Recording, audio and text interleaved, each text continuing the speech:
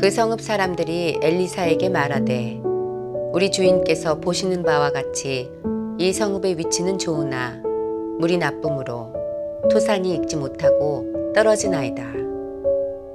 엘리사가 이르되 새 그릇에 소금을 담아 내게로 가져오라 하매 곧 가져온지라. 엘리사가 물 근원으로 나아가서 소금을 그 가운데에 던지며 이르되 여호와의 말씀이 내가 이 물을 고쳤으니 이로부터 다시는 죽음이나 열매 맺지 못함이 없을지니라 하셨느니라 하니 그 물이 엘리사가 한 말과 같이 고쳐져서 오늘에 이르렀더라. 엘리사가 거기서 베델로 올라가더니 그가 길에서 올라갈 때에 작은 아이들이 성읍에서 나와 그를 조롱하여 이르되 대머리여 올라가라 대머리여 올라가라 하는지라. 엘리사가 뒤로 돌이켜 그들을 보고 여호와의 이름으로 저주하매 곧 수풀에서 암곰 둘이 나와서 아이들 중에 42명을 찢었더라. 엘리사가 거기서부터 갈멜산으로 가고 거기서 사마리아로 돌아왔더라. 오늘 본문은 여리고 성읍의 사람들이 엘리사에게 나와 자신들이 직면한 상황에 대해 하소연하는 장면으로 시작됩니다. 본문 19절에 보면 물이 나쁨으로 토산이 익지 못하고 떨어지나이다 라고 되어 있습니다. 성읍에 있는 물이 나쁘기 때문에 땅의 소출을 기대하기 어려운 상황이라는 것이죠. 여리고에 왜 이런 일이 일어났을까요? 이 사실을 알기 위해서는 여호수아 시대로 거슬러 올라가야 합니다. 여호수아 6장에는 이러한 기록이 있습니다. 누구든지 일어나서 이 여리고 성을 건축하는 자는 여호와 앞에서 저주를 받을 것이라. 여호수아에 의해 선포된 사망의 저주로 인해 여리고는 열매 없는 땅이 되고 말았습니다. 하지만 하나님께서는 엘리사를 통해서 여리고 위에 은총을 베푸시기로 작정하셨습니다. 엘리사는 새 그릇에 소금을 담아오게 하여 물 근원으로 나아갔습니다. 그리고 소금을 물 근원에 던지며 선포했습니다. 여호와의 말씀이 내가 이 물을 고쳤으니 이로부터 다시는 죽음이나 열매 맺지 못함이 없을지니라. 엘리사가 선포한 대로 여리고의 물은 깨끗하게 회복되었습니다. 우리들은 이 광경을 바라보면서 죽음을 생명으로 바꾸시는 하나님의 은총을 만나야 합니다. 하나님은 우리 인생에도 은총을 부으셨습니다. 죄에 빠져 아무런 열매도 맺지 못하던 우리들의 인생 근원에 친히 찾아오셔서 예수님의 보혈을 뿌려주셨습니다. 그 은총으로 인해 우리들은 새로운 생명을 얻게 되었죠. 오늘 여리고 성읍에 일어난 기적을 보면서 내 인생 가운데 예수님이 베풀어 주신 구원의 은총을 깊이 묵상할 수 있기를 바랍니다.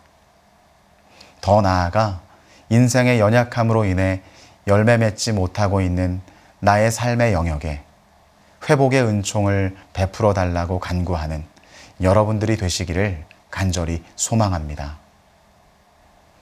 여리고에서 일어난 은총의 역사 이후에 본문은 전혀 다른 국면으로 전개됩니다. 엘리사가 베델로 올라갔을 때 일어난 일입니다. 당시 베델은 하나님의 집이라는 이름의 뜻과 전혀 어울리지 않는 도시로 전락해버린 상태였습니다. 원래 베델은 그 이름의 뜻처럼 아브라함이 제단을 쌓았던 곳이며 야곱이 하나님을 만났던 장소입니다. 또한 사사시대의 큰 위기를 만날 때마다 하나님께 도움을 구했던 장소이기도 했었죠. 그러나 베델은 여로보암 시대의 우상 숭배의 중심지로 전락해 버렸습니다. 금송아지를 섬기는 큰 제단이 있었고 왕은 그 우상 앞에서 번영과 성공을 위해 기원하곤 했습니다.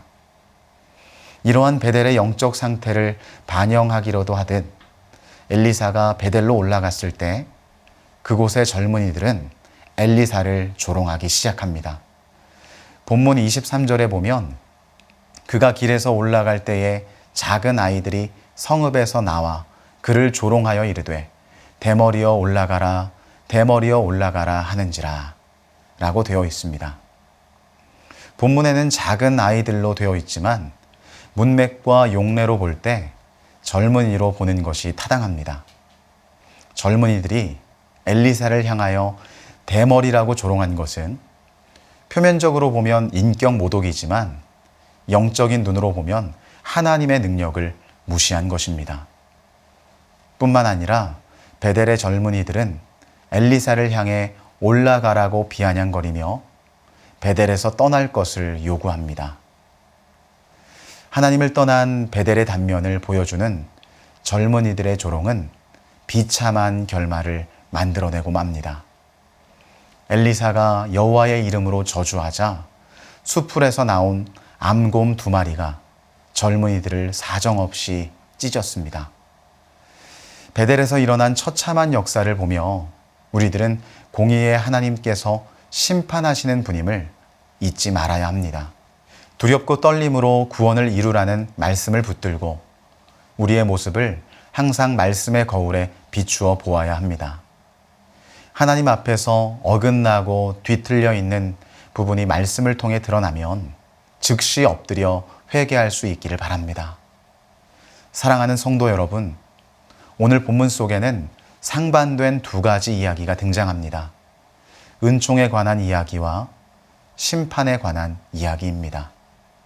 은총과 심판.